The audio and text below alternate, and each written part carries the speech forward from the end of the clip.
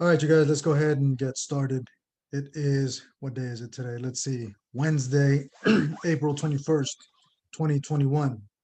So thanks a lot for zooming in today, you guys. I think it might be a short meeting today. So we're just going to get straight into some of the items on the agenda that we have here. I want to give you a couple of updates, predominantly about what's going on, what's happening. So first and foremost, let me check in to see if there's anybody from peer assistance here. Do we have anybody from peer assistance, either Stephanie or Elliot Holmes, Anthony Brown, anybody from peer assistance on the call that would like to chime in with anything pertaining to peer assistance? I don't know if we have any of them on the call. Looks like no, so we'll just move on. We do have, you guys, we have the Union Strong app. We've been utilizing that for the past month. I'd like Pete Wilson to give a couple of words about the Union Strong app that we have, what it is, why we have it, and what it does for our membership and how you can join it for free. So, Pete Wilson, are you here?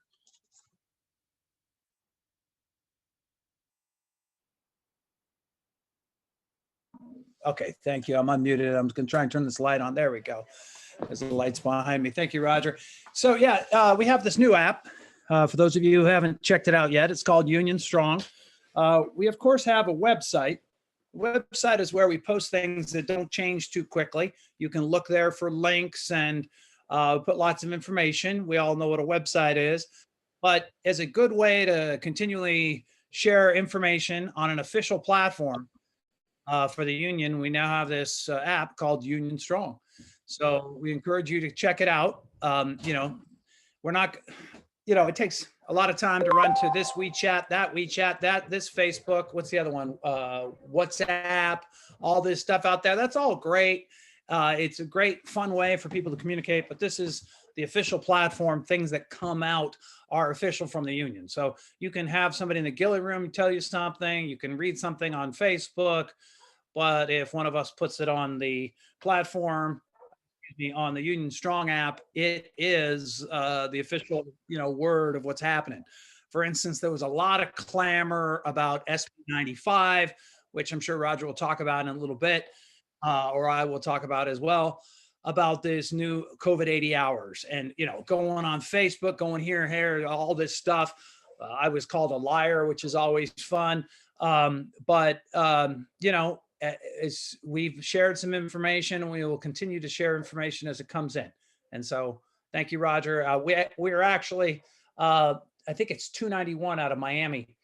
If you go to Miami and ride the bus system there, it's TWU, New York, Philadelphia. But our brothers there, some of our brothers there let me know about it, and I've checked out theirs, and it works pretty well. They're very happy with it. And they shared that with me, and I checked out their app for a good month. And then the board voted to get it, so it doesn't cost you anything, and we encourage you to get it and stay informed. All right, perfect. So if you guys have not downloaded the app, please download the app. I'm going to ask Pete Wilson to type the link into the chat there. So remember, you guys, there's a lot of Gilly Room gossip and political banter occurring at the break rooms, and oftentimes we don't know, is this true? Is it false? Is it real? Is it fake? Is it rumors, hearsay, innuendos, whatever the case may be?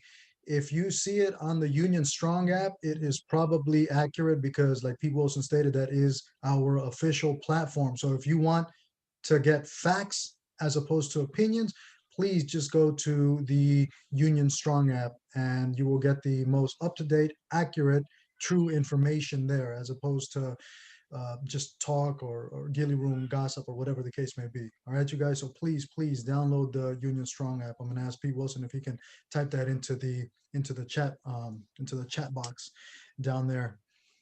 Roger, let me just say one more thing about this. Sorry, you guys. There's been a little bit of confusion. For instance, when I uploaded this to WeChat, people clicked it. There were some issues where it was taking people. So if you get the app, if you go to the App Store, if it takes you to the App Store, the proper link is supposed to take you to the App Store. You get the app and it knows that you're 250A. If it doesn't know you're 250A and it asks you for a what's it called? Access code. The access code is just TW250A, and I will type that in here as well. Okay. Easy peasy. It's TW250A. Thanks. Perfect. Excellent. Thank you for that update in regards to the Union Strong app. Next, I wanted to see if we have any shop stewards from the transit fare inspectors. Do we have either Edwin Rosales or the other shop steward, Kevin Smith? Okay, we have Edwin right here on the call. Edwin, I was wondering if you can give us an update about what's going on from the 9132 transit fare inspectors perspective. So just go ahead and unmute yourself, Edwin, and give us a brief update about what's going on from 9132 transit fare inspectors. Anything new, anything different, anything we should be aware of? Can you guys hear me well? We can hear you, Edwin. All right. Hello, everyone. So at the moment, 9132s here are currently operating in a customer service mode just because of the situations going on with the political temperature with the most recent Derek Chauvin verdict and some of the cases that are going on right now. So we're working in a bit of a modified version of our detail. But as soon as things get a little better, we'll be back to our enforcement and fair compliance. But at the moment, we're just making sure that we ourselves are safe, but also the members of the public are safe while they're riding our transit vehicles. Nothing else new to report as far as things that are going on. Still kind of the same old stuff, but it's a matter of making sure that everyone's safe, COVID compliant with masks and social distancing on the buses, and just kind of the same old stuff at the moment. Perfect. Thank you for that brief update. Edwin Rosales, shop steward for the 9132 Transit Fare Inspectors. I did want to mention you guys just in terms of like rumors, hearsay and stuff. So there is a proposal put forth by one of the supervisors, I believe, Supervisor Dean Preston, I believe, in regards to making Muni free in some way, shape, or form. For the next, I don't know, couple of weeks, months, or during the duration of the pandemic. And I was hearing from some of the 9132 transit fare inspectors, oh, well, if Muni's free, then what's going to happen with us, with our jobs, our titles, our positions? Are we going to be fired? Are we going to be laid off? The answer is no. None of that is going to happen, you guys. There's going to be zero layoffs for the 9132 transit fare inspectors. So that's not going to happen. So rest assured, you guys are perfectly fine, even if that proposal does go through in terms of making Muni free. So you have nothing to worry about. All of that is and needs to be negotiated. So don't worry about that. 9132 transit fare inspectors. You guys are perfectly okay. You guys are fine. Definitely, yeah. I actually forgot about that part. Yeah, that's certainly a proposal, and the public has gotten wind of it. It was in the news. It was on Channel 2 the other day, and yeah, we've definitely heard of that. But I'll make sure to relay that information to them when I get to talk with them. Copy that. Sounds good. Thank you. Next, a couple of you guys had some questions about, I think it's SB 95 in regards to the 80 hours worth of COVID sick that came in from Gavin Newsom from Sacramento. So the answer is yes, there are an extra 80 hours worth of COVID sick from Sacramento that was issued a couple of weeks ago. It was a decree from Governor Gavin Newsom, and the agency is figuring out how those hours are going to be issued, distributed, etc. We had a meeting today with DHR, and they did indeed say that this is accurate. We are moving forward with this. It does apply to everybody on the platform. It does go back to January 1st of this year. I'm still a little confused about how to use it going backwards, using it retro, but there's definitely a way to utilize those hours if you want to backdate them retro pay. And some information is going to be coming out from the agency in the next couple of days, more information about how to use these. There was a pay issue or a pay discrepancy that we tried to have the DHR folks clear up pertaining to the way that payment is issued. So it's based off of your base hourly rate of pay, not off of your run pay. Run pay could include potentially overtime and 3, 4, 5, maybe even up to 7 different premiums. So premiums do not count. Zero premiums count, and no overtime. It's based off of 8 hours per day, off of your base hourly rate of pay. And that's one of the issues that we tried to get DHR to clarify, so that there was no confusion, because the last go around there was quite a bit of confusion, and some folks had some issues with it. So be looking out for that information. And once again, we will post it on the Union Strong app. Next, I wanted to ask Operator Arnold Gray from PACT. Operator Arnold Gray is a subject matter expert in regards to the PACT training. And so I wanted to ask Arnold if you could say a couple of words about PACT. I know you stated this last month as well, but we do have some new folks here. So if you could just let folks know what is PACT, what it does, how you're involved, and how it's beneficial for the members. So this is not just for operators. This is system-wide, the entire SFMTA, regardless of your title, role, or position. So go ahead, Arnold. You got to unmute yourself. Okay, good evening. Yes, I'm Arnold Gray. I'm considered an SME, or subject matter expert. I've been, both me and several other operators have been trained to co-facilitate with the outside agency to bring this PACT training. PACT stands for Practical Communication Tools for Safety and Service. It's primarily designed for a de-escalation of situations that happen when we're out here serving the public. And as Roger just said, not only is it for us operators, there are more of us operators than pretty much anything else, but apparently the, oh gee, what do you call them? TSs and the 39s will be taking this class as well. In fact, Mr. Tomlin was in class while I was there as a co-facilitator. Jeff Tomlin, our director of transit. And so supposedly all of the executives from he on down are going to take this too. And it's designed to help us work together more than placing blame and stuff.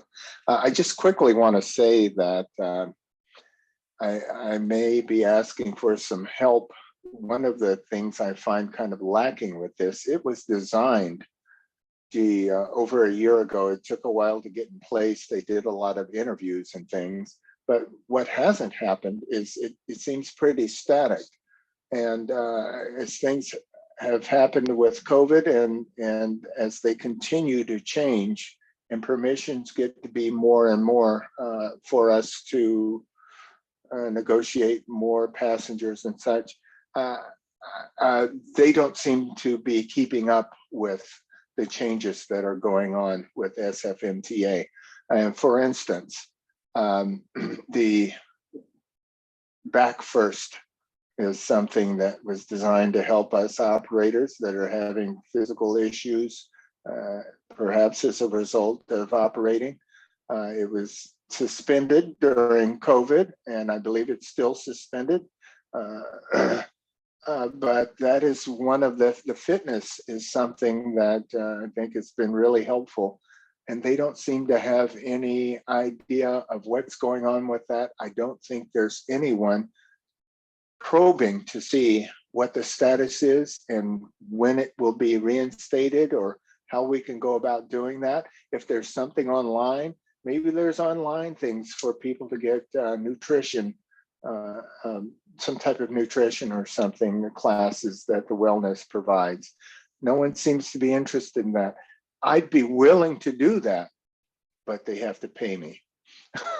And so if I don't know who to approach about that, but I think it would be much more worthwhile if we were up to date. Earlier this year, I was given an sfmta.com email account. I'm getting email all the time talking about changes in in our system. And I'd like to bring that to the PAC classes, but I'm feeling as if I'm not authorized to introduce these things. So I'm going to start trying to talk to people and seeing if we can get a little more, keep a pulse of the city involved with PAC on a regular basis. So, and any help that Roger or someone else that's available on this call might be able to give me, I'm all ears. Thank you. All right, thank you for that update.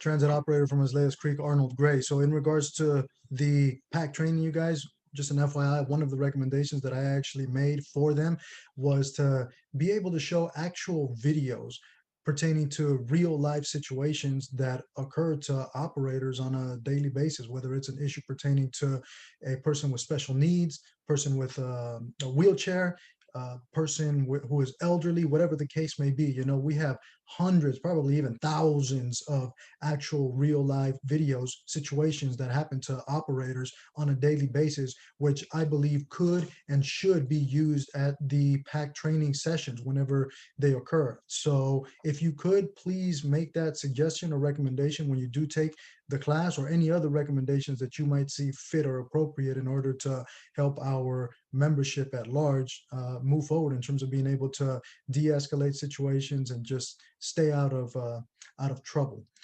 All right, you guys, let's see. Next, I did want to also bring up this issue about social distancing, 6 feet versus 3 feet. So there's been some talk about, hey, you know, is the agency going to 3 feet? You know, what's going on here? What's going on there? So if the state of California, if Sacramento says, okay, no more coronavirus, that's over, then that means pretty much everything just goes back to normal. If and when the governor issues that decree, there will be no more social distancing, 6 feet, there will be no 3 feet, everything just, quote, goes back to normal. Remember, we are operating under the guidelines of City Hall and Sacramento. So as much as we, you know, need protection or are in fear of social distancing, you know, if the decree comes down legally from the governor's office, then that will no longer exist. So that's the update pertaining to that. I don't know if Pete Wilson wants to chime in with anything pertaining to this particular issue of 6 feet versus 3 feet, social distancing. Sure, Roger. So I just wanted to share, Roger, that management wasn't the top management, but some henchmen, if you will, reached out to us and told us that they were going to go to 3 feet. And they told us, but they did tell us all passengers would have to be 6 feet from operators, but 3 feet from one another. We asked where this idea came from, and they said the Department of Public Health. They almost spoke as if it was Department of Public Health's directive. On further investigation, that's not true at all. There's a new order out by the mayor. If you look it up, I think it was like 115 pages is what 105 pages to print. And they just said if the agencies give them a proper plan, a safe plan, they can possibly implement it. The agency has yet to give us a copy of that plan, which they are required by our contract and, of course, by the Myers-Brown Act here in the state of California. So we're working on it, and we've also filed a grievance on the agency's poor communication. And once again, that MMBA, the Myers-Brown Act, is a fun read if anybody wants to read it. It protects you as workers and us as a union. And so we are filing a grievance against them for their poor communication skills with this. So yeah, we're not wanting 3 right now. Roger created a blue collar task force. We meet every Friday with leaders from Golden Gate Transit Union, ATU, Samtrans, just different agencies, unions that work for different agencies. And everybody's fear is that they're just trying to get one agency to buckle, or one union to buckle, go to 3 feet, and that they'll all start falling. So we're resisting it. You as everybody is so happy about coronavirus numbers going down, my brother-in-law is trying to get back into Canada, and the numbers are high in Canada. They're high in Brazil. They're in a lot of high places. So I don't feel confident saying yes to a 3-foot social distancing. And as Roger and I pointed out in the meeting, it's like they want to go from 6 feet to 3 feet. And I said, well, there's 5 feet, there's 4 feet. Where do you just come up with 3 feet?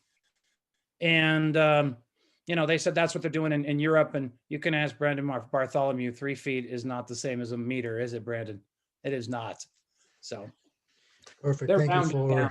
thank Thank you you, for that thank you for that update, Pete Wilson.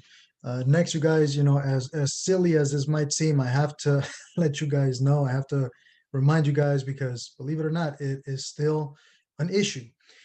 Please do not use your PED, your personal electronic device, while you are in the operator's compartment. Please. I know that it seems silly having to remind adults about this, but it is a real fact. Pete Wilson is still dealing and having to go to hearings, step twos, arbitrations pertaining to operators using their PED while they are in the operator's compartment. So, as silly as it sounds, please do not use your cell phone while you are in the operator's compartment. Turn your coach off, pull the parking brake, secure your vehicle, get out of the operator's compartment. You guys, believe it or not, we're still having to deal with this problem. Luckily, the agency has not, um, what's the word, laid off anybody, but that's not stopping them from firing people from using PEDs, for not checking in, doing radio checks, for not using their safety vests, not using their wheel blocks, etc. They are looking, they are out there, and all it takes is one simple phone call, you guys. So please don't put your career, your employment in jeopardy simply by not doing a radio check or not using your safety vest while you're pulling up your poles or incorrectly using the wheel block. Please don't do that, you guys. The agency is watching. They are paying attention. Let's see. Two more announcements. I'm sorry. Let me say something too. I'm sorry about this, but you guys, when you get in trouble, you have a Skelly meeting at your barn. Okay, that's your step one, and hopefully things end there and end in a good way. But if not, you go to step two, and if you haven't met me personally, that's when you get to meet me personally, and we fight with the agency about it, and we can even go even farther. But the problem is, Roger, a lot of things have been happening where it is actually. We had a guy who set off the drive cam.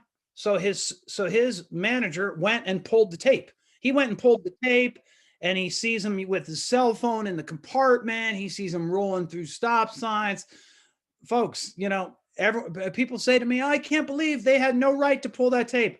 The problem is, folks, here there's law, there's rule book, there's contract. Okay. If it doesn't say they can't pull the tape, there's not, we got to be careful. Okay. You just got to take your time, and you got to, as Roger said, don't use your cell phone in the seat. You have to store it properly in a backpack. You have to turn it off. Be safe. Okay. They are pulling tapes and watching what people have done, especially at Kirkland. Thank you for that. And just to clear up a rumor, you guys, some people wondering, is there somebody in the background somewhere in this country or in that country or in this city that's spying on us? Well, the answer is, yeah, there is somebody behind the scenes randomly picking videos. And no, it's not a crime. No, it's not illegal. It's an actual job title. It's an actual position of some person or people randomly choosing videos, going through them to see if operators are on their cell phones, to see if operators are doing whatever it is that they're doing. So there is those people out there that are randomly checking videos, and it's not illegal. It's not a crime. It's an actual job title, an actual job position. Remember, we are in public vehicles, in a public space with cameras. So please be aware of your surroundings, and please don't get caught doing any of these things that I just mentioned, you guys. Next, two more brief announcements in regards to LRVs and in regards to PCCs. I wanted to ask Chairperson Ramon Galdamez if you can give us an update in regards to the LRVs, the light rail vehicles. The lines that are going to be coming out, and I believe that there's a meeting occurring tomorrow. So give us a brief update about the LRVs, please. That is correct, Roger. I just want to report out to my brothers and sisters that thank you for having me here. And greetings from Rails. I know it's been tough. I mean, it's been a year plus 13 months that we have not gone out of the house, and we have remained, but thank God we have remained getting GSU run paid. But we're coming out of the wood right now, and tomorrow there is a meeting pertaining to an issue that we have had not resolved yet in terms of the LRB4s are not equipped with a good monitors, and therefore we have a lot of issues when people board in through the back door. Sometimes the suns will wash away the screen and everything will disappear. The operator won't be able to tell who is behind them because we don't have that tool. But thankfully tomorrow we're gonna have some operators, some of them they have 35 years working, others 25. So altogether we make up probably up to 200 years of experience. So when we make a concise decision, I don't have to do decisions on my own. So we're gonna have about 8 employees tomorrow. I just want to omit names. I don't want to say who they are, but they are a special task force and they're fully, I'm confident that we can trust their decision. We're gonna be making a decision whether to the screen will be split 25, 75. There's gonna be split half and a half. That will happen tomorrow. That's one of them. It's long waiting. It's long overdue. I think we'll get it done. Second thing that I want to talk about is the NJUDA. NJUDA will be restored to full service pre-pandemic, just like it was in the past. The head weight is going to be between 10 to 12 minutes, and over the weekend it's going to be a little bit longer. The K-line was not scheduled to come out on the package, but thanks to the union, President Hart, and talking to the board of supervisors, Aaron Peskin and also Mirna Melgar, who just was recently elected on District 7. They're going to be bringing back the K-line. So that represents a little bit more money to our pockets. Also, that will be KT together. So we're going to go Sunnydale to Balboa Park and La Playa down to 6th and King. We also have the J that's going to be fully implemented, but it's not going to go into the subway. It will turn back at the reservoir. Okay. And then we have the F line. This is something that, my brothers and sisters have been asking me. However, I did not have a clear, green light as how to proceed. It is to be determined. They talking about there will be a numbers of F-line cars that will be released, but we don't know yet how many. I mean, there is not a blueprint. I don't have any idea. But in a nutshell, they're saying that it's going to be the hours will be between 11 through 7 p.m. But that's to be determined. So don't buy the rumor, please, because we're going to have a pre-posting meeting, and my idea is to bring some senior operators along so they can go ahead and chime in and express their concerns. I was talking to Roger today at the office, and we were talking that what will be beneficial not only to the operators, but rather to the community that travel back and forth between the wharf and Castro. The ideal thing will be to set up, to let the first train 6 o'clock in the morning from the barn down and be at 7 o'clock at the wharf. And the second train will be dispatched at 6:30 and more likely be at the Castro station by 7. So yet that is to be determined. So that's what I have. It's a work in progress. So I ask you please to be patient as we work on it. And if we have to go we have to go down to City Hall and talk to the, what's the name, Rick? I think he's the president of the merchants along the Castro station. We will not leave any stone, without being left. We'll do whatever we can. Also, there's going to be a mock on the Nancy. We're going to be, so we will utilize full force employees that are being lingering around for the longest along Burke and also along the, they've been assigned to do ambassadors might be recalled. They're subject to be recalled. So I think we're coming out of the woods and we need you guys. Let me tell you, we have suffered the most. We currently we have around 130 employees. It is pretty much like 35% of what we had before. We used to be 330 employees. So you might be called, I think by April 22nd, they're going to start calling people, that have been doing ambassador work assignment, people that are being on Burke.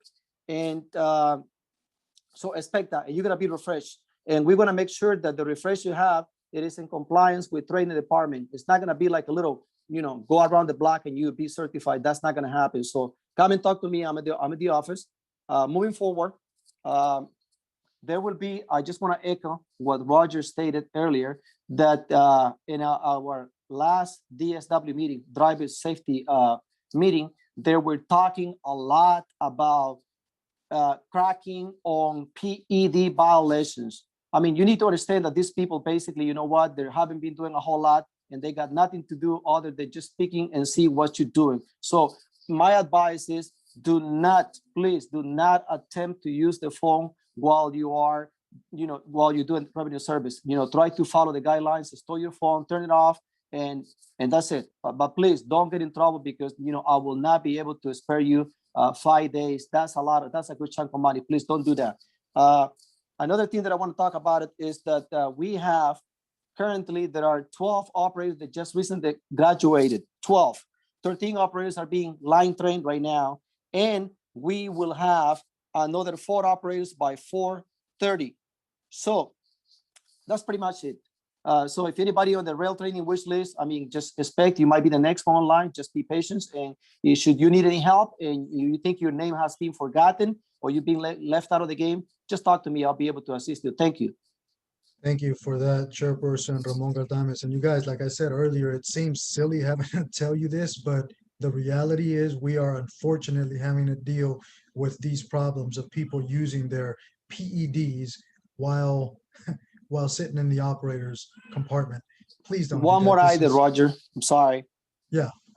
They wanted to do, we don't do general sign-ups, so we do barn sign-ups, and it has been a while since we have the last barn sign-up. However, we stand in opposition to having a barn sign-up, and the reason being is because the L line and the M line are not taking into account. They want to do bus rail services substitution, and I don't know. That's going to be ongoing. With the city and county, we have to go back and forth with SFMT8 whether we have a green light to do a barn sign up, because you know what, the governor stated that maybe by June 15 there is a probability that we might come out of the woods and we might reopen. So we want them to take into consideration that the L line does belong to rails and the M line does belong to rails and also hasn't been served.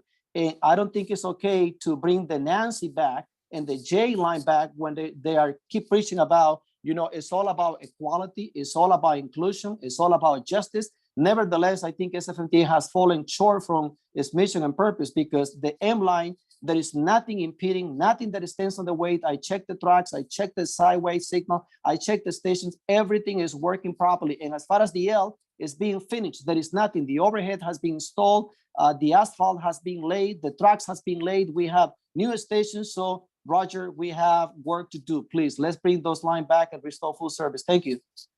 Absolutely. Thank you for that update, Chairperson Ramon Galdames. Next, I see that we have a couple of folks on here that are on the PCC committee. We have, let's see, Gary and Mike D'Elia. I don't know if we have Lena Galloway, John Caberto, but I will ask Mike D'Elia to unmute your cell phone when you can, please, so you can give us a brief update about the PCC committees, what's going on and what's happening with the PCCs. Thanks, Roger. Yeah. Hi, everyone. Thanks for having me. I just wanted to follow up on some of the things Ramon just said. The PCC committee is, union committee. We've been together for all of a good 4 or 5 months now. Essentially, we're the ones that brought the F line back. And we've seen some good progress over the last month, specifically pertaining to the barriers. There was a lot of back and forth that went on with, the operators that are running these cars right now out of service. I know Eric, Roger, help me out. Eric's last name? Lawson, Eric Lawson. Eric Lawson, Alina Galloway, John Caberto, who I know is here tonight. They, along with other operators in the committee, provided a ton of feedback back to the shop, specifically in regards to glare, how enclosed the compartment was. They really wanted to make it as safe as possible. And I have to say, to the shop's credit, they did listen to us. And between myself, Roger, we were in communication back and forth. And so now I think we're to a point where things are the barrier design has been finalized. I actually spoke with someone from the PCC shop tonight and he updated me that although they've only done 2 cars, all of the parts are on order, and they should be getting them shortly. So, I mean, we have a tight window in terms of outfitting these PCC streetcars because the service is supposed to start on the 15th. As Ramon said, right now, initially the service would be 11 a.m. to 7 p.m. But I mean, I know the union is working very hard to try to get a 7 to 7 schedule. So if we could do that, that would be great. It would, you know, more hours, more runs, you know, for operators who want to work on the F line. In terms of a sign up, it seems like, you know, the F line won't be having a sign up anytime soon. So it'll likely be choice slips if you want to work this work. But I also know that operators are being recertified. The training department, I think, is doing recertifications tomorrow and Friday. So they're going to be reaching out to those operators that are already qualified. Other than that, you know, Ramon mentioned Rick Lobsher. So he is the president of the Market Street Railway. They are the nonprofit arm that supports the F line. So if you've ever been to down at Don Chi Way, where the 21, the 31 line terminal is, they have a little railway museum, and that's where they operate out of. And Rick has been really instrumental just in terms of, he has a lot of city contacts, a lot of political contacts. He's the one who reached out to the merchant associations up at Fisherman's Wharf, as well as in the Castro. And I know he's in direct contact with the Muni Board of Directors, as well as Julie Kirschbaum, Jeff Tumlin, and him, you know, working in concert with us, the union and our committee. He's really pushed hard back, especially on Julie Kirschbaum, to try to expand the service. So I know he's going to be working with us. I know he's going to be working with Ramon and City Hall, and you know, to try to get this up and running. You know, the mayor promised it, and they set the deadline for May 15th. So it's looking like it's going to happen. So all good news. And you know, a lot of that is, you know, attributed to the membership here that helped out on this project. So Indeed. Thank you that's all I got. for that update, Mike DeLeo. I wanted to ask Sure. if there's anybody else from the PCC committee that wanted to chime in. Go ahead and raise your hand or do a virtual so we can see you on the screen here. Some of you guys don't have that feature because you might be on the phone. So if you would like to chime in with anything, just please raise your hand now or later. Perfectly fine. Otherwise, we'll just continue to carry on with the agenda that we have here. I wanted to ask if there's any other chairpersons that would like to chime in with any other information that they would like to share with the membership pertaining to your particular barn or anything at large. Any other chairpersons that would like to chime in with anything? If not, I will ask Myra Brummel to unmute your cell phone, please, so that you can. Good evening. Hi, we can Hi. hear you. This question is directed to you as well as Ramon, if he's still on the line. There's been quite a few accidents where rubber tires, Woods or Kirkland, or as well as Presidio and Betrayal.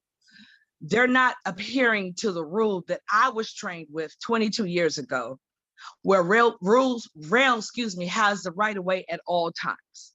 I've experienced an accident where a rubber tire did a button hook right into my train on 3rd Street because we both got the light. She got the light to turn left. I got the light to go straight. Instead of her staying still the way that I was trained, they're moving with us. They're cutting us off on Market Street. They're cutting us off at C&D. And if anybody don't know what that is, that's Church and DuBois. And it needs to stop. Has this rule gone out the window or what? What is the training department doing? What are they teaching these new operators? Because it's got to stop, Roger and Ramon.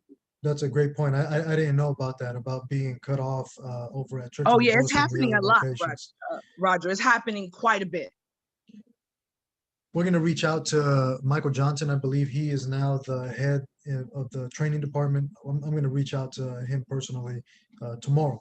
And Pete Wilson probably will reach out to him, since Pete Wilson is the one that actually deals with all of the issues pertaining to accidents, incidents, collisions, etc. But I wanted to ask Ramon, what is the deal with this issue that Myra Brummel has brought up in terms of rubber tire vehicles, not giving the right of way to rails. Roger, she's 100% right, and I kind of echo her sentiment. Basically, the way we were trained back in the old days and today as well is that LRVs do have the right of way. But however, these people out there, they like stallions running up and down the streets, and we have had a surge of accidents, muni and muni. Yeah. I agree a lot with her, but at the same, at the same talking, we have had muni rail LRV4s making contact twice in less than a year with the 24 route right at Sunnydale. And, I think it's regardless who's right and who's wrong and who's got the right of way, we have to use common sense, basically. You know what? I hate to do paperwork and stuff, but I think we need to reach out to every shop steward that, especially I heard that the Nancy, when they cut right through the Church of the Bulls and coming down to Market Street, they do some stupid things, especially when the operator that has to turn back on the J at the reservoir, there is a blind spot right there, and they just go like flying through that stuff. So it has been brought up to my attention. I have spoken to the superintendent. I told him to accompany me to go right there. The only thing is we don't want to go right there and signal the operators are not behaving properly. I think we should try to minimize the impact and work within ourselves instead of just putting management against our own operators. So I think we need a little bit more training, and one of those, what we do Monday, Wednesday, and Friday, we should be able to go to those hot spots. Myra, specifically, what areas have you noticed the most? C and D. Okay, you got that. On third at Newcomb. Okay, okay. You're talking about 24 route where the 24 joins together northbound. But the bottom line, Ramon, is that rails have the right of way at all times. That's how you and I were trained. Why has this broke down? And I believe it's broke down because we have people in the training department with less seniority than me, and I've been here 22 years. Yeah, Myra, can I jump in here? Can I just say something real quick? I'm sending an email to Michael Johnson right now. I'm bringing this up, and I don't have the seniority that you do. I went through 8 years ago, and I did not hear that during training. And that's what I'm talking about. Myra, I'm just telling you. I know that they didn't train it because I didn't hear it, and that I also think they should teach just diesel drivers about trolleys and about the poles and why we take a while to go through an intersection. But I'm going to send this to Michael Johnson because I did hear it about 3 or 4 years ago, but just from an operator. But you are 100% correct. And they should even maybe repeat it at VTT. So I'll send that on, Myra, okay? Thank you, Pete, because when I came back over a year ago, after being off for 3 years, it wasn't taught when I had to go back through all that new operator training. It was never discussed at all, ever, not at all. And I brought that up as well, but nobody's teaching it anymore. And the breakdown is in the training department. We have got to get these young operators up out of the training department. I'm sorry, that's how I feel. I was trained by the old school OGs that are no longer at Muni. So my training upholds what they're being trained right now, and it's sickening. It makes no sense that a 6,000 cap number has to requalify me. What can you teach me? Seriously, when you haven't even been taught yourself. Indeed, thank you for that, Myra. Like we stated, we're gonna make some phone calls, put in some emails, some requests, etc., and we'll do everything that we can to ameliorate this situation. Thanks for bringing that up. Hey, Rogers, Anthony, I want to say, I've seen videos that the coaches, motor coach operators, don't know what the white line, as far as the clearance line on rail when they're making turns, that line has to be cleared. I've seen motor coaches that go across this line, and then the light rail continues on. So I've heard that motor coaches do have to give way to light rail. It's just motor coach operators are not trained on the clearance lines. So that's something we got to talk to Michael Johnson about, which I understand this operator's point of view. It's just that motor coach operators are not being trained on what the clearance lines on the rail is, as far as the white lines, especially when they're making turns. So that's something we got to talk about. Indeed, absolutely. We'll get that taken care of to the best of Okay. our abilities in terms of making sure that the operators are trained properly pertaining to those lines and all of that. Gordon Miller, yes, go ahead. Yeah, we somewhat have the same problem at cable car. The two hazard points are outbound at Hyde and North Point. 30 line crosses the Hyde line. And the other one is on the Mason line at Union and Mason. I just see them going through a stale light or not stopping and looking up the hill and making sure nothing's coming. And that's all I have to say about that one. Yeah, thanks for helping to confirm that, Gordon. Unfortunately, we're going to do everything that we can to try and ameliorate that situation. Anybody All else? right, thank you. Any other questions, comments, concerns? Any other issues that anybody would like to bring up at this moment? Anything that has to be addressed that we have not addressed? Let's hear from Vice Chairperson Roger, I think Lori had a Al hand up. Gonzalez. Let's hear from Vice Chairperson Al Gonzalez. Go ahead. Al Gonzalez is the Vice Chairperson of the 7410 Automotive Service Workers, which is the miscellaneous department. Good evening, everybody. With sad news, I'd just like to say it's been a tough week for us automotive service workers. We had two union brothers pass within the last week. Miguel Serta passed away unexpectedly last Thursday, and Michael Fatigue passed away from a motorcycle collision on Saturday. Both Miguel and Michael were both automotive service workers out of Woods Division. Mike was with Muni for 19 years and Miguel for 11 years.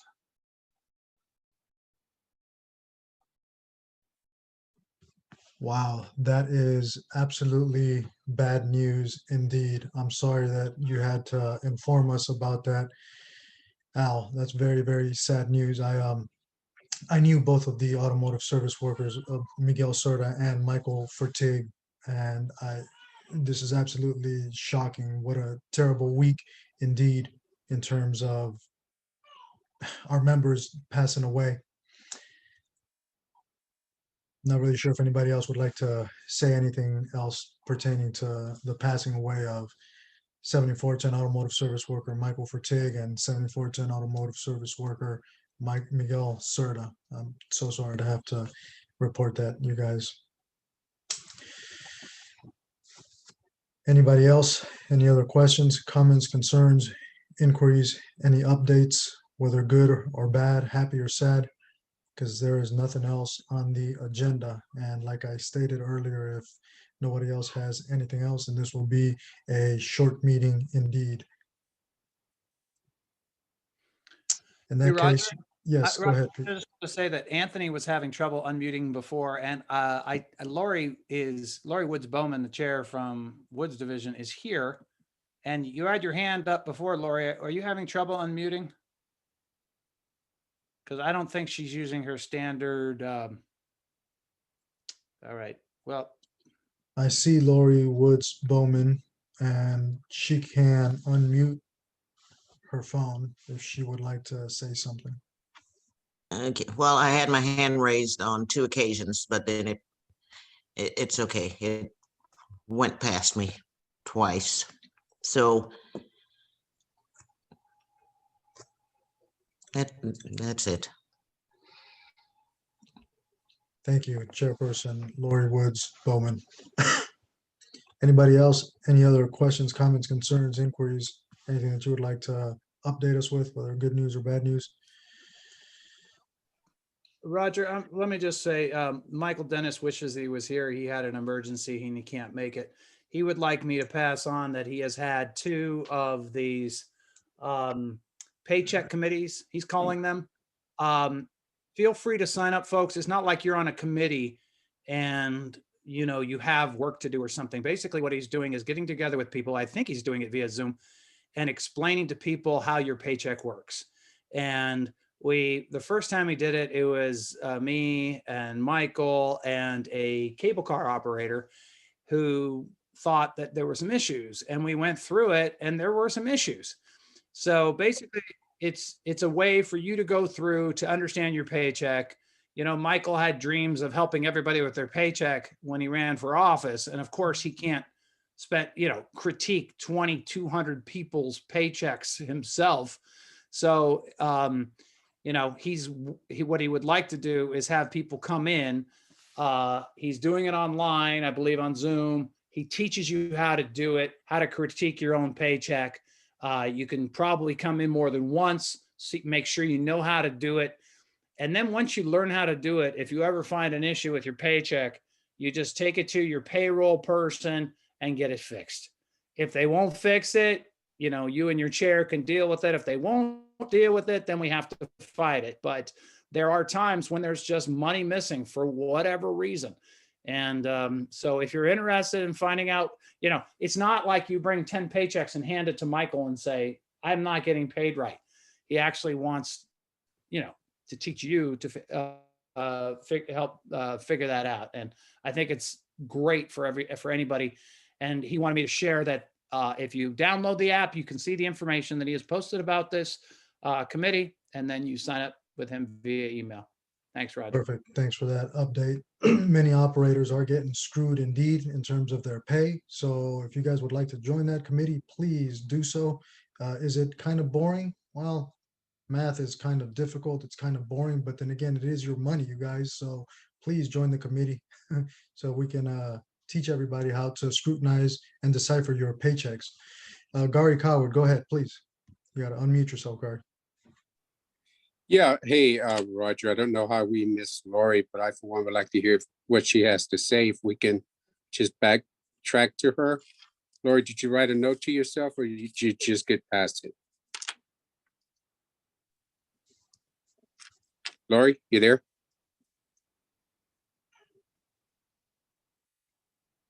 Did she leave us? I believe Chairperson Lori Woods Bowman is still here. She can unmute. Okay, for some reason, every time I hit the thing, the host is not allowing participants to unmute themselves. So I have to keep hitting it and it comes through. The only thing I wanted to address was Woods operators or any operators that's going through the securement seatbelt for the wheelchairs that are being tied up. I don't know if it's happening at any other division, but everybody has been told to not take out the bus, ask for another bus. Make sure you do your pre-op, your pre-inspection. Make sure you check those seat belts. When you're at the terminals, do a walkthrough, check the seat belts. If they're tied up, then call for someone immediately. TMC, call for TMC, check your bus, your coach, every time you have time to do a walkthrough of it throughout the day. And if you ever see one tied up after you've pulled it out, call TMC and let them know you need someone to come out there and check it out. Then that way they can hopefully find the person that's doing this, that's disrupting, well, everything. Operators are getting written up for it. So that was one thing. And I'm trying to think of the cell phones. Not only using it in the seat, make sure before you continue to operate the coach, you turn it off and stow it off of your body. People are being watched, just like Roger was saying, and it doesn't necessarily have to be an SFMTA person. If you think about it, I believe the whole city is residential. No matter if it looks like a warehouse, it doesn't matter. People live all over the place. So if you step off the coach, pull your phone out of your pocket and just start using it, they catch that. That's documented. It's supposed to be stowed off of you and turned off. So in other words, if they see you step off and open your phone and start using it, it's obvious it's not turned off because it takes a minute for it to come on. And I can't remember the other thing, but thank you for this. What about you want to say anything about the radio checks? Radio checks. Yes. I did a little research on that, and I was fighting for the operators because I looked at it as if the orb cab is not logged into, operators can still reach TMC and still speak with TMC. So in my opinion, that was not making the connection to the TS who's sitting in his vehicle, looking at his computer and writing everybody up because it's not logged in. However, research has shown that they can still see it. So there are a lot of people who are not logging on, and I'm not saying every day, not saying all the time, but that's another thing. Thank you, Pete. Make sure you log into OrbCab completely before you do your time and radio check. And unfortunately, you might have to document it in your little planner that you did a time and radio check. Everyone who I've gone into a hearing with, I would always ask them, do you always do a time and radio check? And then they say, and I say, well, that tells that's the answer right there. So I can't really fight that because that could have been the one day that you didn't do it, you know? So like I said, it's not saying that you never do it. Sometimes we do forget. Sometimes you're saying, let's just go. But people are getting written up for this. So make sure you do your time and radio check. And there's only 2 people that I've come across that were adamant that, yes, I do a time and radio check every day. And those were the 2 that I was able to fight. Okay, but, well, and win, should I say. So just make sure, like Roger and Pete are saying, let's do what we're hired to do. Do the best we can. I know it's frustrating. I know we have all kinds of things coming at us, all kinds of different directions. And yes, even me as a chair. So please, let's just do the best we can and let's just try to make things better. Hey, Thank you. Lori, I went into a hearing with Lori and, why don't, you've got 600 people. You know what we should do, everybody? When you do that radio check, hopefully you have that little calendar. Right. Like write down the time, ask their name. Okay. John Haley he wants them to tell everybody's name. You call me radio check, your name, please, or your number, please, just for my log. Say that to them, please. Get And it, here's get it another for thing. yourself. And they Go ahead. Sorry. Thank you for that, Pete. Anything else, Lori Woods Bowman? Well, I was just going to say that it was just odd to me how many people from each division, because what I don't like is this guy just sits in his truck and basically he can reach out to every division. He has a template where he just plugs in the different cap numbers, and then just prints it all out, just sends it. That's why it was so much on the 12th and 13th. My question was, okay, why hasn't TMC said anything, or why hasn't anyone checked with TMC? Because everything is recorded. So now, of course, that's way back when. So that's a part of another argument for anybody who is pulled in for this. Ask them, show me your proof. Show me that you've checked with TMC, showing that because everything is recorded, showing that I did not call to do a time and radio check. And then It's I'm important done. to document everything indeed. Yeah. Thank you for that, Lori Woods Bowman. Let's see, Flynn, And Chairperson Ballister. Roger, one Oh second. yeah. Oh Go yeah. All ahead, right. Flynn, Listen. Chairperson Ballister. Okay. I would like to support Lori on this because we have issues of operators not doing radio checks, and you have to do a radio check to make sure your radio is working. And operators are not being written up for it, or not being disciplined, or not given progressive discipline, starting with verbal warning. They're bringing them in for a conference, or even just giving a letter, just reminding them to do a radio check. Okay, one other thing. I had an operator that stopped at a location before the terminal, got off his coach and walked me about 10 feet away from his coach and pulled his phone out of his pocket and started using it right away. And before he got back on his coach, he put his phone back in his pocket. The rule is that the phone's got to be off your person and the phone's got to be off. So, of course, the operator knew that was wrong because he read the bulletin and he got 5 days just for that. And the progressive discipline on cell phones is 5 days, 10 days, and you're up for dismissal. And there is no end date on that. So the way the agency is looking at it is within 5 or 10 years, if you're caught first, second, third time, you can be terminated. But we're fighting that. And we have to bring that up in the next contract negotiation because there's no time limit on cell phone violations. They say this year you could be caught for cell phone violation, right? You'll be up for 5 days. 2-3 years from now, you'll be up for 10 days. 8 years from now, you'll be up for dismissal.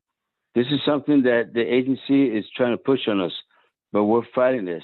So please, store your cell phone, keep it off your body, put it in a backpack, because this is serious. This is something that the peace been fighting for, because this is unjust to us. This is pretty much a real issue. So I want to stress to everyone, we got operators that are fantastic, great records, right? But then they goof up and they're getting hit with this. So I'm telling everyone, listen, store your cell phone and keep it off. Plain and simple as that. All right, that's it. Thank you for that, Chairperson Ballister. As I stated earlier, you guys, it seems silly having to say this, but we're unfortunately dealing with this, and it's silly. There's no need for you to check your Facebook account at the terminal every single bus trip. If that's what you're focused on in life, then you're probably going to get fired. It's very simple. Number one, turn your cell phone off. Number two, stow your cell phone. Number three, keep your cell phone off of your body. And if you don't do that, the third time you get caught, you will probably be fired. And Anthony Ballister and Pete Wilson and Ramon Galdamez and Lori Woods Bowman and London Breed are not going to be able to save your job. I'm sorry, you guys, but that's the hardcore truth. Go ahead, Gary. Roger, and go back to Ramon. Are you still there, Ramon? Ramon is still here. The information that Ramon gave was great information. Ramon, I want to ask you, you're going to also put that on the app so the operators who are not here have all that great information that you had, the dates and time and stuff. I sure will. I sure Great. will. I just did not want to anticipate the event before bringing it to the membership and the rank and file, the ones that are responsible enough to be at the meeting. So thank you for the reminder. I will do so. Thank you. Well, one good thing you did say, Ramon, that those people who are doing like other duties, be aware that they will be called back. Prepare for that. So everybody can say, "Oh, we were never told." So make sure you put that part in there as well. Yeah, what it is basically, I don't want to spread anything that I don't know. It's like right now, the F line will go 11 through 7, but that's not written in stone. It is that we have flexibility and it's to be determined. So until I do have it like this, I'm reading of this email, and this email has been confirmed. So therefore I can say to be determined is work in progress or it's done. So thank you, Gary. All right. Thanks, George. All right, thank you for that. Let's hear from, it says Carl's iPhone and then Brendan Bartholomew. So Carl's iPhone, you have to unmute yourself. Yeah, I need to know what's going on with the write-up at the management over at Woods Division. There was a write-up. We wrote, our senior operators wrote up a couple managers, and we just want to know the disposition of it. If anybody can give us an update now or sometime in the near future. I have not heard or seen of a write-up. I don't know if Pete Wilson has or if Chairperson Lori Woods Bowman has. I personally have not, so I don't actually even know what you're talking about. So I don't know if Pete Wilson or Lori Woods Bowman wants to take on that. Do you guys know of this? Yeah, go ahead. It's in progress. It's in progress. Thank you. Patient. Okay. And I think Bartholomew is next. Can I speak after him, please? I can't seem to raise my hand. Yeah, you can unmute yourself at any time, Lori. So let me call on Brendan Bartholomew real quick and then back to Chairperson Lori. Go ahead, Brendan. Hey, there are 41 people in this meeting right now.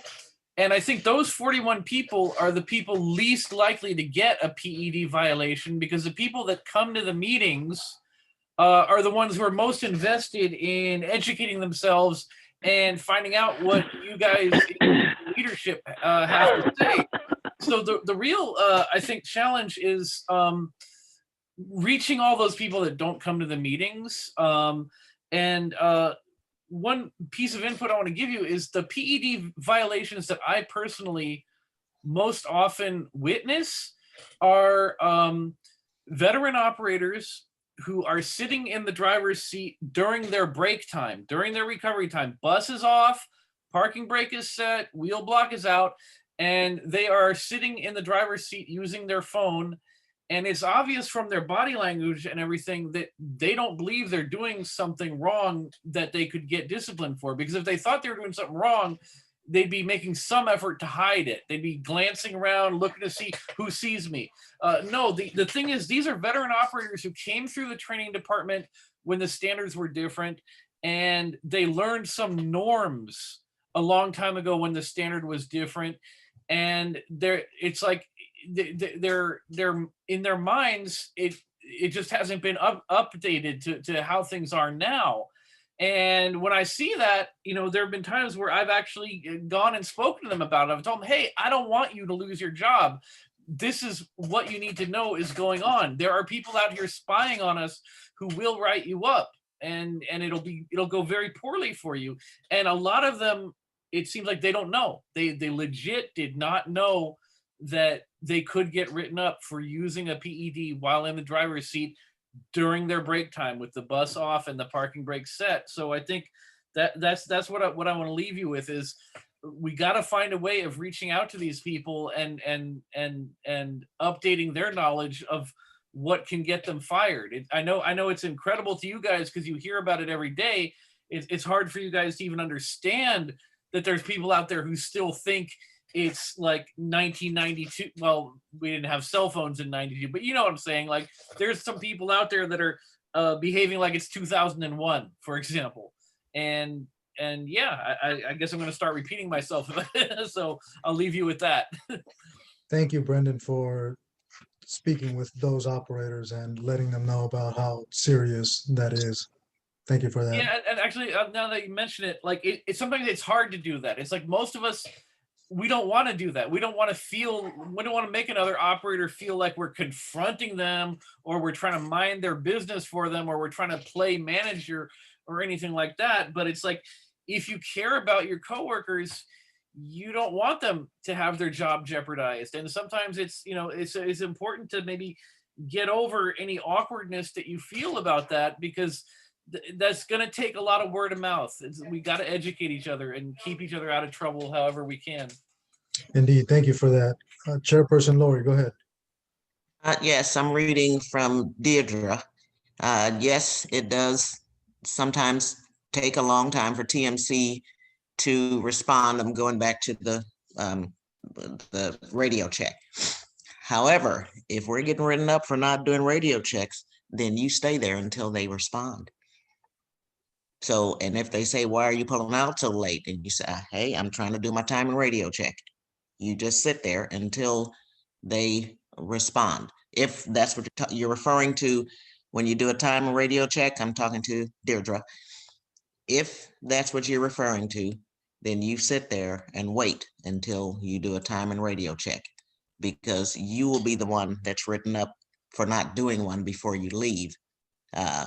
You understand? So just for everybody, if TMC does not respond, don't pull out until they do. Also, it says she was told she could have her cell phone on with the ringer off. That's not true. If your phone is on and as soon as you step off that coach, or even when you're on the coach and you just open it and start using it, they can see that it's on. So it has to be off. And then, I'm sorry, one more thing with Bartholomew. you're right. It'd be nice if we can, share this information, but we also have to be careful because when you were talking, I was reading this that says I was told we can have it on with the ringer off. So I don't know who told you. So that's why I was saying we have to be careful in what we tell people because sometimes we tend to, tell the wrong information. A lot of people, as they call it, gilly room lawyers, give out certain information and it's incorrect. So the best thing to do is, maybe give some information and then ask them to, you know, check it out. Indeed. So once again, in terms of providing the correct information, the accurate information, the factual information, number one, you have to turn your phone off. Number two, you have to stow your phone. And number three, you have to keep your phone off of your body. So regardless of what you hear later on tonight or tomorrow in the ghillie room, in the break room, that is the rule. And if anybody else tries to challenge it, well, and you try to risk it, I'm sorry, you guys, but we've mentioned it plenty of times, and we will do the best that we can to protect your job. And in the end, it's probably not going to happen. Number one, turn your cell phone off. Number two, stow your cell phone. Number three, keep it off your body. Chairperson Ramon, go ahead. Yeah, I just didn't want to miss this opportunity to disseminate. I want to be the bearers of good news. Based on the, last when we spoke to Julie, I think they're going to be pulling out people from the list to become a 9136, 9139s. And I think for a little while, the SFNT kind of struggled to reinvent the wheel, and they were hiring people from the outside world. Now they begin to realize that in order to be more successful and effective in this, type of business we are in, they are hiring within. And I have seen people that have been promoted to become assistant superintendent, from the ranking. So it is a great opportunity. They probably been needing roughly about 60 people. And I think the majority of the new 9136s and 9139s would be green operators. So we're gonna be short again. I just made the numbers between the first to the second to the last class that we have and the one that is coming through May on the GSU. We're gonna be able to bring another 60 operators. I don't know whether it's gonna be one per one, but I think, I'm inviting everyone that is listening to me right now that if you make sure you get into a rail training wish list, because there will be a lot of money to be made at rails. We're constantly renewing our people, and this is the best opportunity to come by right now to rails. So please make yourself, available to come to rails. All right, thank you for that update, Chairperson Ramon Galdames. Anybody else? Any other? Yeah, Pete, Roger, this is Anthony. Chairperson Ballister from Flynn, go ahead. Yes, sir. Listen, what Roger, God was saying, it's just that. Listen, no, okay, now listen. As far as signups, this coming sign division signups, Flynn, Presidio, and Woods will have their division sign up going on May 1st. And Patrol's Creek and Kirkland will have the division sign up going on the 8th of May, and Flynn on the 1st. And of course, the general sign up that's going to be coming up in November, general sign up will only be with rubber tires. Remember that rubber tires and rails, green MME and cable car are separate. If you want to go to green or cable car, you have to put your name on a wish list. And that wish list is supposed to turn over every 2 years. But somewhere it got mixed up that it might be turned over every year, that you have to put your name on a wish list every year to go to green or cable car. And it's always going to be by seniority. And that's something that was put in the last contract. And it's just that we're going through a mess with, I don't know. Anyway, we did the best we can. But what I'm saying is just that in the general sign-up, green and cable car will not be in the same general sign-up as rubber tires, trolleys, and motor coaches. So I just want to let you guys know that if you do want to go to green or cable car, be aware, look for notices, go to your union office, and right around your union office, bulletin board, there will be messages there. So if you do want to go to green, pay attention. Ask your chairs, ask your union chairs, rubber tires, how you can go over to the rails. Okay, once again, Woods, Flynn, and Presidio is going to have division sign-up starting May 1st. And the other divisions, rubber tires is going to start May 8th. And the sign-up is going to go into effect May 15th, along with, and Nancy, as the government says, will be in effect. And what I understand is that at first they had the TK line going from Sunningdale to West Portal, but now it's going to go all the way to Balboa the way it was at first. Government, you can explain a little bit on this, but be aware, listen, pay attention to what's going on, because the sign-up is totally different the way it was before. All right, that's it. Thank you for that, Chairperson Ballister from Flynn Division. Anybody else? I again, something to say. I'm going to ask that everybody stop blaming one particular group. Let's just all come together, because we can't all count for every. There are over 2,000. If you've seen 4 or 5 people doing it, and they just happen to be of one group, then you can't group them all together. So instead of saying this one's doing it, that one's doing it, they're doing it, he's doing, I believe it's a little bit of everybody, every group. So bottom line is, let's just fix it. Let's just do what we got to do. Pass the positive messages on, and ensure that we all are on the same team. And like Bartholomew was saying, let's, try to help one another. Some people it's going to be harder to receive it, without some kind of backlash. But bottom line is, let's just continue to try to make things better and grow more as a team united. Indeed. Thank you for that, Chairperson Lori Woods Bowman. Anybody else? Roger, there's a question in the chat proposed on how to get on the wish list. Do you or Pete want to address that?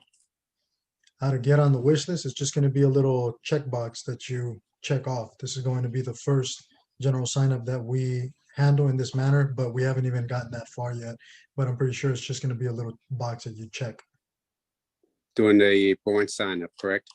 During the GSU, which is going to be in the latter part of 2021. So October, November, December, sometime then.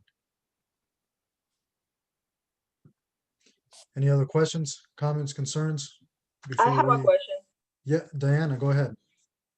And adding to what Lori was saying, I have my hand raised for a little bit, but I was just letting everybody talk until everything was clear. But I wanted to add a little bit of it, the radio check. It was surprising to me the other day, a operator with more seniority than me and more time green saying, I didn't know we need to check both radios for both ends.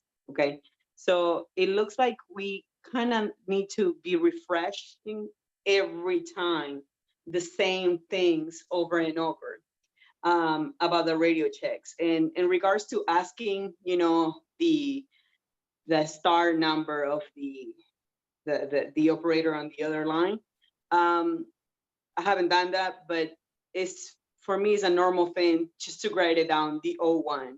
In this case, the defect car, right? The number. Grab that coach number, do your radio check. Like, it's something that it becomes, second nature for you. That's one thing. I agree with Lori that you should do that. And that's in regards for LRBs. In regards for for the phones, our own operators are telling on themselves by recording themselves on the cabs. So we have Facebook, and Facebook is full of them, inside the cab, like sitting down, filming themselves, and you're telling yourself because you're in social media, pretty much at that point. So it's like we have to remind ourselves that, not to do things that it will involve us in being in trouble. And I was wondering if you can talk about just a little bit. I came a little late, but I just wanted to find out if you guys can talk a little bit of the time, the COVID time that it was just given for the operators. Right, so we addressed that sort of at the beginning of the meeting. I think it's pertaining to SB 95, which you're talking about, the 80 hours worth of COVID sick. It can be retro, going back to January 1st of this year, and it does go through, I believe, September. I'm not exactly sure, but either way, So they can use it. They can use it right away then. that's correct. Yes, that's Okay. correct. That's correct, September 30th. That was my question. I wanted to find out if they can actually use it. Yeah, and if you But- get any difficulties from that, any resistance, just please reach out to your chairperson because Yeah, it's already definitely. been stipulated in terms of how this is going to be used. So yeah, go for it. Please use it. It's your money, it's your hours. So please use it. Well, that's it. Thank you. Thank you, Diana. Any other questions, comments, concerns? I know you guys are probably sick of me, but I just want to, I believe this time it's different from the other. I don't know if I wasn't here when you guys spoke on it, but you can't just call out like you used to. Everybody, you guys discussed that? No. Yeah, Elaborate, this please. time, yes, this time you have to have proof. Like, for example, if you've already had your shot, okay, and you've taken some kind of leave, your own personal leave, you can take your card to the office, show it, and let them know that, hey, I want that changed from my leave to that COVID. Now, if you're getting ready to take your second shot or even your first shot, you bring in your card, you do a RFL, request for leave. You take it in and say, here's my card. My appointment is in 3 days. I'm requesting for leave for this and to use that COVID. And they give it. Now, second shot, from what I'm understanding, is 2, 3, 4 days after the second shot is when people tend to feel a little weird, bad, however, and that's when you can actually call in and say, hey, I had my second shot on Thursday. I'm scheduled to work tomorrow, which is Saturday, but I'm feeling like crap today. So please place me on the COVID. Other than that, for instance, if your family member is going to get the COVID, not take off and use the COVID for that. However, if your family member goes and gets the COVID shot and then feels bad, has the symptoms and all that, then you can call on behalf of the family member saying that, they're feeling bad. They had the COVID shot. I have their card here to prove that, so please place me on COVID. This time they're asking for proof. Perfect. And with that, I also want to remind everybody to please keep the documentation for yourself, whether it's a screenshot or a picture or copies or whatever the case may be. Please document it and keep it because documents tend to end up being lost here at Muni for some reason. I see that it says here 5352 had a question. So if you want to unmute yourself, please unmute yourself. 5352. This is just a quick question for for the chairperson of Green. Is there an update on when they're going to start training people again for not training, but I guess recertifying us for the F line? Because I came in and I got bumped out, but I just want to know if I can keep my certification by, I guess, jumping back on the train for a couple of days. Yeah, you can do that provided that, but it's going to be at your own time and your own expense. If you get bumped out, basically you've been gone for over 6 months and there is no RDO to be made. That's the only way you can be in compliance by, maybe every quarter, every 3 months, you can come by and request an RDO and you can do that. But as far as right now, what they're doing is prioritizing people that has been, let's say we have starting F-line refresher training on 4/22nd, but this is going to be to bring back the people that do belong to rails. My understanding is you've been bumped out, correct? Yes. So basically, if you've been bumped out, you're gonna fall into a second-hand category.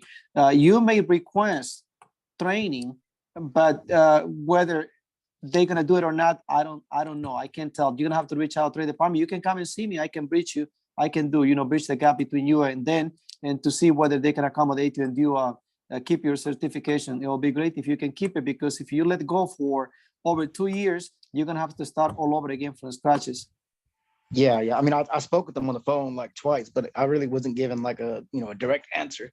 And I know it's a couple of the operators at Kirkland with me that been asking me if I know anything, because they know I spoke to them, but I haven't really got a direct answer.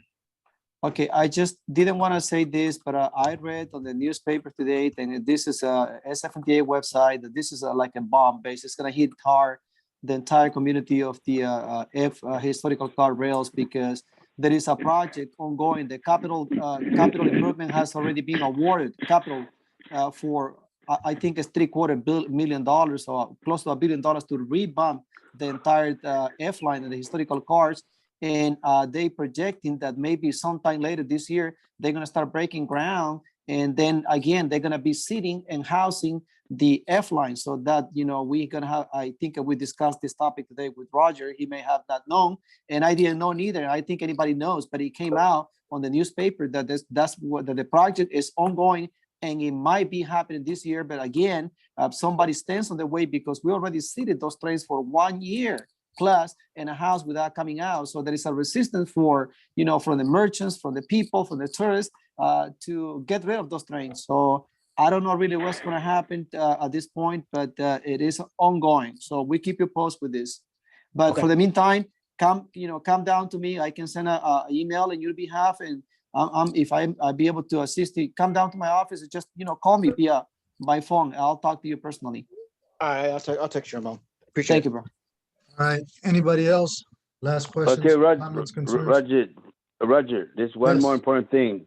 I got everybody know. This is Anthony, Flint Division.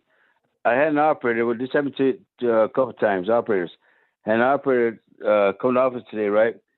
His report time is 1:52, and he came to my office at 1:54. He told me, Anthony, I took my COVID shot yesterday. My arm hurts right now. I said, you got your paddle? He said, no, I don't have my paddle. I didn't get it yet. I said, you go and go pick up your paddle. He went to the dispatch office. He's got his paddle. When you get your paddle, come back to me, right? And then after that, we went into assistant superintendent's office, right? And he picked up his paddle. He's on the clock. Now, if he would have went to dispatch, maybe at 1:48 or 1:50, 4 or 2 minutes before his report time, and said he was sick, that would be an AWOL. If you're going to go to dispatch 5 minutes before you report and say you're sick, you can't drive, that's an AWOL, because you didn't report on time. Now, so that's what I told him. Listen, go get your paddle and come back over here. Right? He picked up his paddle. He's reported. He's on the clock. So I said, you got your paddle? Okay, wait a few more minutes. Okay, now go to dispatch. Tell him you're sick on the run. So that's something he says his arm was hurting. That's it's something that, as long as you report, you have your paddle in your hand, right? And instead of calling in sick 2-3 minutes before your report time, which you will get an AWOL, pick up your paddle, right? Get your paddle. Even when you're walking towards your coach, a train, wherever you're walking towards, right? You don't feel good. You go back to dispatch. I don't feel good, I'm calling sick on the run. You report. You got the report time. So that's one way. Of course, you got to get doctor's notes to come back to work. But thing is that this operator did have a COVID shot card and note from his doctor that he did get the COVID shot. So I told him, listen, he's ready 2 minutes into his report time. I told him, listen, go dispatch, go get your paddle, man. He got his paddle, came back. Okay, let's wait 5 minutes. Okay, go back and call sick and run. Now, the difference is that even though you're 5 minutes into your report time, you're on the clock. That's sick and run. If you go to the dispatch and say, hey, your report time is at 1:45, and you report at 1:40, say, hey, I'm sick, I can't work. That's an AWOL. Listen, there's certain things you can do, man. Okay, we don't encourage anyone, to be out sick or play games like that. But it's just that if you really don't feel well, don't get an AWOL by going to dispatch 5 minutes before you're supposed to report and say you're sick. because that's an AWOL. You know, pick up your paddle, go towards the coast, and come back. Oh man, I don't feel good. You know, that's signal run. That's about it, man. Indeed, thank you for that, Chairperson Anthony All Ballister right. from Flynn Division. Remember, you guys, that is not an opinion, that is a fact. Anthony Ballister has been doing this for several years, several terms, so he knows all the little tricks, the little ins and outs. So thank you for zooming in, you guys, and getting this information. Anybody else have anything, any last words of advice or updates? If not, we will adjourn the meeting, and I would like to ask everybody for a few moments of silence, please, so we can honor our two fallen union brothers, our 7410 Automotive Service workers, Michael Fortig and Miguel Cerda, who passed away this past week. So please, a moment of silence, you guys.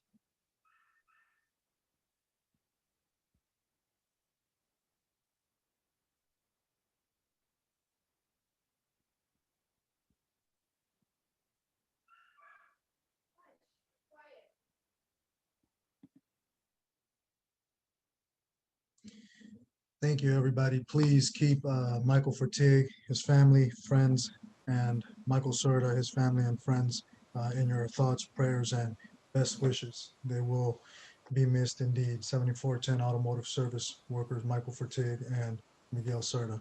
Thank you, everybody, for zooming in today. Have a good night. Feel free to unmute yourself, say hi, bye, good day, good night. Everyone stay safe out there. Stay Good safe, night. everyone. Stay safe.